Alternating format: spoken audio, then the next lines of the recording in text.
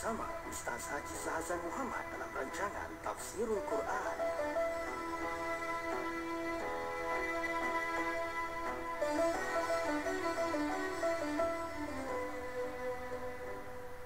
Assalamualaikum warahmatullahi wabarakatuh. Innalhamdulillah nahmaduhu wa nasta'inuhu wa nastaghfiruh wa na'udzu billahi min shururi anfusina wa min sayyiati a'malina. Man yahdihillahu fala mudilla lahu wa man yudlil fala hadiya lahu. وأشهد أن لا إله إلا الله وحده لا شريك له وأشهد أن محمدا عبده ورسوله. يا أيها الذين آمنوا اتقوا الله حق تقاته ولا تموتن إلا وأنتم مسلمون. يا أيها الناس اتقوا ربكم الذي خلقكم من نفس واحدة وخلق منها زوجها وبث منهما رجالا كثيرا ونساء واتقوا الله الذي تساءلون به والأرحام إن الله كان عليكم رقيبا. يا أيها الذين آمنوا اتقوا الله وقولوا قولا سديدا يصلح لكم أعمالكم ويغفر لكم ذنوبكم ومن يطع الله ورسوله فقد فاز فوزا عظيما. أما بعد. Saudara pendengar yang sama hadir Syarudin yang mendengar yang Allah sekalian, alhamdulillah syukur kita kepada Allah Subhanahu wa taala dengan limpah kurnianya dapat kita menyambung kembali ke tafsir ini. Dan saudara yang dimuliakan Allah sekalian, kita telah bincangkan pada ayat yang lalu tentang nikmat orang beriman ini, iaitulah doa mereka didengari oleh Allah Subhanahu wa taala. Sekarang kita masuk pada ayat 61, 62 dan 63 daripada surah Ghafir ini, iaitulah firman Allah Subhanahu wa taala, A'udzu billahi minasyaitonir rajim. Allahu alladzi ja'ala lakumul laila litaskunu fihi wan nahara mubsira. Innallaha ladzu fadlin 'alan nasi walakinna aktsaran nasi la yashkurun. ذلكم الله ربكم خالق كل شيء لا إله إلا هو فأنا تؤفكون كذلك يؤفك الذين كانوا بآيات الله يجحدون. صدق الله العظيم. Allah yang telah menjadikan malam untukmu agar kamu beristirahat dan menjadikan siang terang benderang. Sungguh Allah memiliki kurnia yang limpahkan kepada manusia, tetapi kebanyakan mereka tidak bersyukur. Demikianlah Allah Tuhanmu pencipta segala sesuatu. Tiada Tuhan selain Dia, maka bagaimanakah kamu dapat dipalingkan? Demikianlah mereka yang selalu mengingkari ayat-ayat Allah Subhanahu wa taala dipalingkan. Dalam ayat nombor 1 ni tuan-tuan, Allah memperkenalkan dirinya sendiri kepada manusia supaya mereka mengenal, mengimani, menyembah, mengesakan dan menolak segala bentuk sembahan selain daripadanya. Jadi Allah mengingatkan dalam ayat ini, Allahu alladhi ja'ala lakumul laila litaskunu fihi wan nahara mubsira. Ini nikmat, menjadikan malam gelap supaya kalian berhenti bekerja untuk beristirahat. Manakala siang pula adalah waktu untuk kamu bekerja, beraktiviti, berusaha memenuhi segala keperluan. Dan bukan hanya ini sahaja anugerah Allah SWT kepada kamu, bahkan anugerah Allah dan nikmatnya sangatlah banyak, tidak mungkin dihitung, tidak mungkin dapat dikira oleh kamu.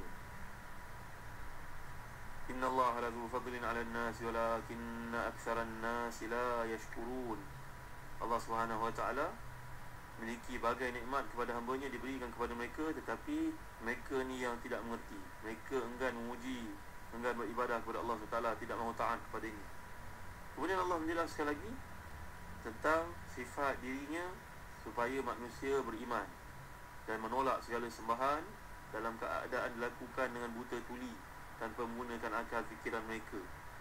Dzalikumullahu rabbukum khaliqu kulli syai'in la ilaha illa huwa fa anna tu'fakun. Demikianlah Allah Tuhan pencipta segala sesuatu. Tidak ada Tuhan yang layak berhak disembah selain Dia. Bagaimana kamu dapat dipalingkan daripada kebenaran untuk mengikuti perkara yang sesat itu? Bagaimanalah kamu terpaling ikut benda yang sesat dalam keadaan kamu telah pun mengetahui nikmat yang Allah berikan kepada kamu itu berbagai-bagai. Mengapa kamu masih digemirak berpatung-patung berhala yang sama sekali tidak akan bermanfaat dan tidak pula boleh memberi sebarang bahaya kepada kamu? Maksudnya Allah Subhanahu wa taala, bagaimanalah kamu boleh dipalingkan, diperdayakan olehnya? Iaitu sepertilah kamu dipalingkan dari keimanan dan tauhid, padahal banyak sekali dalil dan bukti yang telah dikemukakan. Lantas di hujung ayat ni, kadzalika yufakul ladzina kanu bi ayatillahi yajhadun. Demikianlah kebanyakan orang yang sesat ini dipalingkan dirinya daripada Allah Subhanahu wa taala. Hati itu telah buta. Dalam satu riwayat yang dikemukakan oleh Al-Imam Al-Baihaqi, bahawa Sayyidina Umar Khattab radhiyallahu anhu pergi ke Baitul Maqdis untuk melihat sama-sama permukaan Baitul Maqdis berlaku pada zamannya. Maka beliau pun melalui satu tempat yang merupakan gereja, dan gereja itu kelihatanlah seorang padi duduk dalamnya. Sayyidina Umar menjenguk kepalanya ke dalam gereja tersebut, lalu dia menangis. Para sahabat yang bersama dengannya merasa hairan. Mereka bertanya kepada Sayyidina Umar Khattab radhiyallahu anhu, Sayyidina Umar, mengapa Sayyidina Umar menangis melihat padi ini? Dia seorang yang tidak Islam, kenapa perlu menangis melihat keadaan ini? Sayyidina Umar telah pun berkata, walaupun Sayyidina Umar ni tuan-tuan bukannya seorang Nabi, tapi idea Sayyidina Umar ni memang seperti yang telah dijelaskan Nabi SAW, salah seorang daripada muhaddas. Muhaddas ni makna mulham. Sayyidina Umar ni mendapat ilham yang baik kerana ketakwaannya yang tinggi. Dia melihat keadaan tersebut, merelatekannya dengan ayat Quran, Amilatun nasibah tasla naran hamiyah yusqa min. Allah gambarkan dalam Quran, Amilatun nasibah tasla naran hamiyah. Mereka ni di dunia kelihatan beribadah kepada sesuatu, mengurung dirinya dalam gereja, tidak berkahwin, kadang-kadang slipper pun tidak pakai, pakaiannya pun macam warna daun kering kalau setengah penganut agama yang lain pun. Saya mahu berkata dahlah hidup di dunia nampak hina, besok ke akhirat lagi sekali hina, kerana mencipta satu cara ibadah yang tidak benar diredai oleh Allah Subhanahu Wa Taala. Dia dekat dunia tak berkahwin, ke akhirat besok kena bakar lagi sekali dalam hati. Tak ke menderitanya orang seperti ini kerana dia gagal mengikuti kebenaran yang telah diwahyukan kepada Rasul-Rasul yang diutuskan kepada manusia. Inilah keadaan padri-padri, inilah keadaan monk-monk, inilah keadaan rahib-rahib, agama-agama yang selain daripada Islam. Dia buat satu benda tidak ada dalil, entah mana dia belajar, entah mana kitab yang dipegangnya. Sayyidina Umar menjadi sedih melihat di dunia hidupnya payah, di akhirat pun hidupnya menderita di sisi Allah Subhanahu Wa Taala. Di dunia tidak berkahwin, di akhirat besok pun akan dibakar dalam api neraka. Itulah Sayyidina Umar Khattab radhiyallahu anhu telah berkata kepada para sahabat, barulah mereka memahami ayat Amilatun nasibah tasla naran hamiyah. Kat dunia ni mereka mengajarkan satu benda, ke akhirat besok akan dibakar oleh api neraka. Pernah kita bincangkan ayat ini dalam juz amal yang lalu. Jadi para pendengar yang dirahmati dan dikasihi Allah sekalian, golongan yang sesat ini, dia sesat kerana tidak menggunakan akal yang waras untuk berfikir. Adakah patut segala benda yang lakukan ada sifirnya, mengira pun pandai, dalam perniagaan pun hebat, advance, tapi dia boleh mempunyai anggapan-anggapan tertentu. Kecil dia punya rumah Tuhan, ada tangga kecil saja, bagi buah pun kadang-kadang bagi buah plastik. Inilah manusia yang telah diperdayakan nafsunya sendiri. Apa tujuan dibuat benda seperti itu? Akalnya pun akan berkata, anak-anak ni pun boleh tanya, ayah buat apa benda seperti ini, sia-sia, benda yang tak ada faedahnya. Maka demikianlah Allah SWT tunjukkan kepada kita bukti demi bukti. Nanti kita akan lihat lagi bukti hujan yang turun dari langit. Masya Allah, semuanya merupakan nikmat Allah Subhanahu Wa Taala. Siapa yang boleh beri nikmat sebegitu? Nanti kita akan lihat dalam surah Al-Baqarah perdebatan berlaku di antara Nabi Allah Ibrahim dengan Namrud. Namrud ini seorang raja yang sangat berkuasa. Dia memiliki kepimpinan yang besar, 2/3 dunia. 3 orang yang memiliki kepimpinan sebesar 2/3 dunia ini. Yang pertama iaitu Zulkarnain, yang kedua Namrud, dan yang ketiga adalah Nabi Sulaiman alaihi salam. Jadi 3 orang manusia ini, 2 daripadanya beriman, seorang daripadanya kafir. Jadi kita akan lihat bagaimana Nabi Ibrahim berdebat dengan Namrud, sampai Nabi Ibrahim telah berkata, Inna Allah ya'ti bi syamsi minal masyriq fa'ti biha minal maghrib fabuhita alladhi kafar. Nabi Ibrahim datang mengatakan kepadanya idea bahawa Tuhanku menghidup dan mematikan. Namrud menjawab, aku pun menghidup dan mematikan. Lantas dibawa 2 orang hamba yang berada dalam penjara, di hadapannya seorang dibunuh. Maka dia kata, ni aku matikan, yang seorang ni aku lepaskan, maka aku hidupkan dia. Dia menggunakan logik akal. Nabi Ibrahim tidak putus asa dengan perdebatan tersebut. Lantas Nabi Ibrahim telah pun berkata, Tuhanku Allah SWT menerbitkan matahari di sebelah timur, maka engkau mengaku jadi Tuhan, terbitkanlah matahari di sebelah barat. Fabuhita alladhi kafar. Maka bingunglah si derhaka ini. Tuan-tuan yang dirahmati dan dikasihi Allah sekalian, ayat yang ke-61 hingga 63 yang sedang kita bincangkan ini, selepas datang tuntutan untuk berdoa yang merupakan ibadah kepada Allah SWT seperti yang telah kita huraikan dalam kuliah terdahulu. Jadi Allah SWT memelihara kamu yang wajib wujud. Maha Esa dia, Maha Kuasa dia. Dia mencipta segala sesuatu. Bila kamu faham perkara ini, kamu akan merasakan benda-benda lain, sembahan-sembahan lain, kepercayaan lain itu adalah mengarut lagi. Jadi demikian halnya, mengapa atas dasar apa kamu wahai musyrikun masih lagi dipalingkan oleh syaitan dan nafsu kamu, kesihatan kamu yang kamu enggan mengakui keesaannya. Sebab itu dipalingkan manusia ramai terhadap ayat Allah Subhanahu Wa Taala. Mereka ini ingkar, menolaknya kerana keras kepala sebenarnya. Cuba tuan-tuan lihat dalam majalah solusi yang lalu, tulisan puisi seorang Hindu yang menampakkan ada unsur tauhid dalam diri. Cuma melafazkan saja belum. Masya-Allah, cantik sekali puisi yang telah dihantar itu, untuk menampakkan kesedaran dalam dirinya, awareness dalam dirinya. Dalam dirinya ada fitrah yang merasakan bahawa yang berkuasa ke atas kita semua ni hanyalah Allah Subhanahu Wa Taala. Cuma belum datang hidayah sepenuhnya untuk beliau mengucap saja. Kita doakan sesama tuan-tuan yang dimuliakan Allah sekalian. Seorang Hindu yang bernama Gary ini menulis saja, masya-Allah, lebih mendalam daripada kefahaman kebanyakan orang Islam. Pemerhatiannya sahaja, belum baca Quran, baca hadis lagi. Kita doakanlah semoga seorang ini masuk Islam, diberi hidayah Allah SWT kepadanya.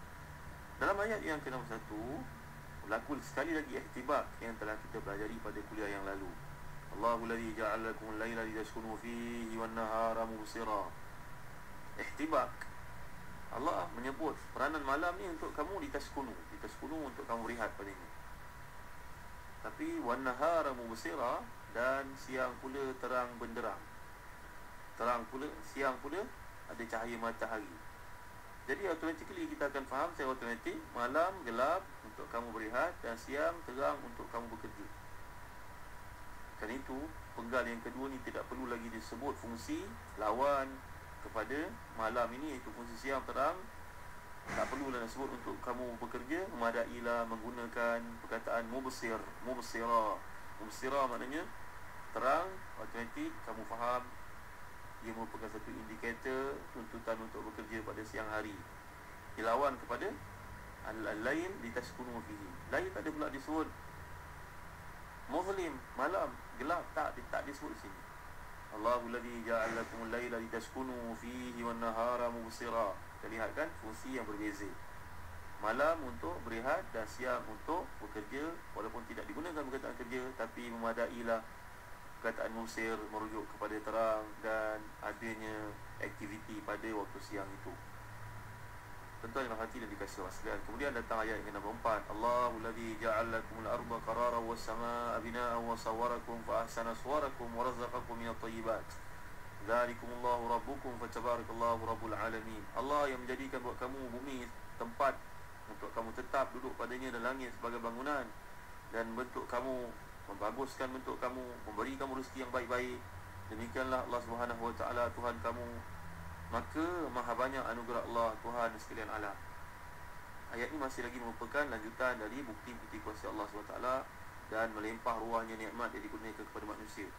Kalau ayat yang lalu menghuraikan kekuasaannya dalam mengatur alam, mengatur malam dan siang, kini Allah menjelaskan tentang pemberiannya, anugerahnya yang direct kepada manusia. Iaitu Allah gambarkan tentang peraturan bumi dan langit sebagai tempat untuk manusia tinggal, yang melihara menjaga manusia dan memberikan kepada mereka ni peluang untuk mengembangkan potensi dan segala jua aktiviti yang akan mendatangkan kebaikan kepada mereka. Kalau kita belajar bahasa Arab, belajar bahasa Al-Quran, kemudian kita lihat bagaimana cara untuk asal-usul perkataan tersebut. Qarara ni dari sudut bahasa Arab dia adalah dari perkataan qur. Qur ini dari sudut bahasa Arab adalah merujuk kepada bard. Bard makna sejuk. Apa pula kaitan qarar dengan bard? Qarar dari perkataan qarra yaqarru qararan, bermakna sabata, subutan jamidan. Jadi asal kepada qarar ni adalah bard, adalah qur merujuk kepada bard. Kerana biasanya waktu sejuk semua aktiviti akan terhenti, terdiam. Kalau binatang di tempat-tempat sejuk ada hibernation, duduk diam. Jadi Yang ambil perkataan qarar ni merujuk kepada bard. Biasanya musim sejuk, semua aktiviti akan terhenti. Jadi maknanya bumi ini satu tempat yang selamat, tempat yang aman. Pergerakan padanya boleh dianggarkan, boleh diagar. Maknanya sekali-sekali berlaku gempa bumi itu perkara biasa. Tapi selain daripada itu, manusia boleh membina bangunan yang tinggi, manusia boleh tetap padanya. Air laut pun tidaklah melimpah dengan sewenang-wenangnya. Perkataan qarar ni turut digunakan oleh Allah SWT dalam bentuk yang lain. Sebagai contoh, waqarna fi buyutikunna wala tabarrajna tabarrujal jahiliyatil ula, dalam surah Al-Ahzab.